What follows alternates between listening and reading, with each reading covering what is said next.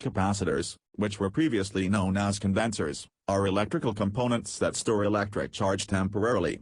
Although capacitors may come in various shapes and sizes, they all have one function in common: storing electrical charge. The capacitor has two terminals that are separated by a non-conducting substance called dielectric. The dielectric can be made of film, paper, plastic or air, whereas the terminals can be made of aluminum or other conductive metals. One can even make capacitors at home by using two pieces of aluminum foil and a piece of paper. Although it would not be a good capacitor, it would still be able to function. Although any non-conductive material can be classified as dielectric, only specific materials are used to construct capacitors depending how it will be applied. The dielectric can dictate what type of capacitor it would be and its application. The type and size of the dielectric used would determine the application of the capacitor. Some capacitors may be ideal for high-frequency applications, whereas others may be better at high-voltage applications. They can be used for a variety of applications ranging from torchlights to huge capacitors that can power buses. Capacitors that use air as a dielectric material in them can be used for radio tuning circuits.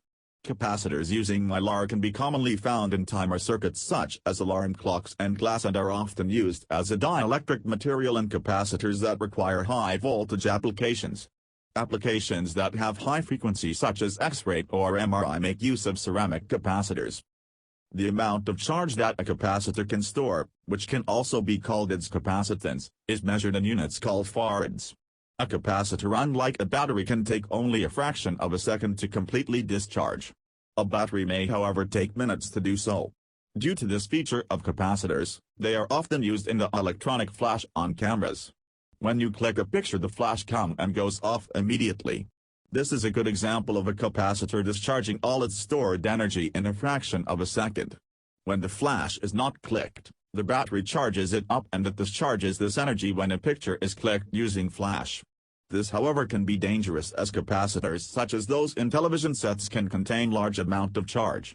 Therefore, if you were to open your TV set and touch the fully charged capacitor, it could kill you. Capacitors have definitely improved electronic devices tremendously and as well as aided in the advancement of technology greatly.